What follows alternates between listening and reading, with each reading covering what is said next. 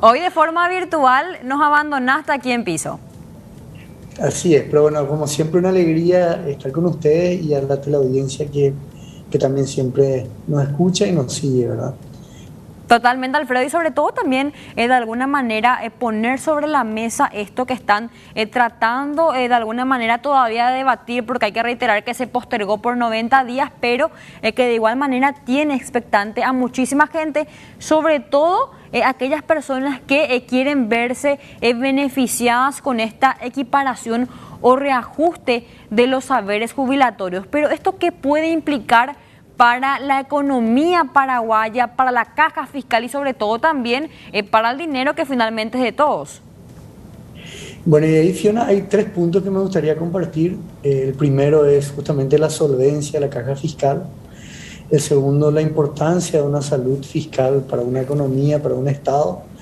Y el tercer punto, justamente los impactos que pueden tener también dada la coyuntura que estamos viviendo. Entonces, en el primer punto, la primera pregunta que tenemos que hacernos es, ¿pero por qué tenemos que hablar nosotros de la caja fiscal cuando básicamente eso compete a la jubilación de los funcionarios del sector público? ¿Dónde entramos nosotros? ¿Dónde entra la ciudadanía? Y entra porque, como vos mencionabas, es una caja deficitaria. Y esa caja deficitaria a lo largo del tiempo ha sido cubierta, digamos, con recursos del Tesoro. Datos, por ejemplo, de Hacienda son bastante alarmantes porque imagínate que en los últimos 10 años prácticamente el Tesoro puso cerca de 1.200 millones de dólares. Y cuando hablamos de recursos del Tesoro estamos hablando de nosotros, los contribuyentes que pagamos a través de los impuestos. Por lo tanto, es un tema que concierne a todos nosotros porque justamente tiene que ver también con políticas, ¿verdad?, de Estado.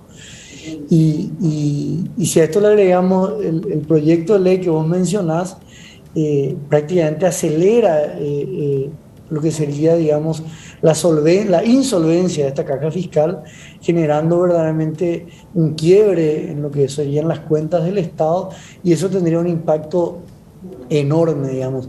El Ministerio de Hacienda en sus estimaciones hablan de que solamente en el primer año, ¿verdad?, el impacto sería cerca de 420 millones de dólares en la implementación, y eso obligaría al gobierno, digamos, a tener que tomar medidas como una suba de impuestos, por ejemplo.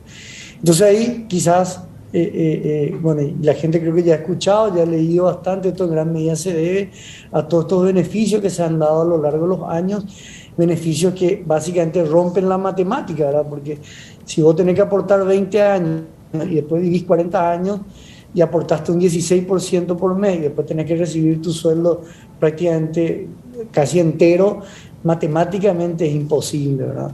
Entonces, ¿cómo crear un sistema solvente? ¿Cómo crear un sistema que no perjudique, a los gastos del gobierno? Un tema que tenemos que debatir. Y ahí entra el segundo punto, Fiona, que es la salud fiscal. ¿Y por qué hablamos de la importancia de la salud fiscal? Y en gran medida porque hay un actor, hay un agente económico que puede alterar completamente el mercado. Y ese agente económico, ese actor es el gobierno. Básicamente porque el gobierno es el que pone las reglas de juego y las puede cambiar cuando quiere, en gran medida, y por otro lado porque es el capaz de intervenir en el mercado. Y cuando interviene tiene consecuencias enormes.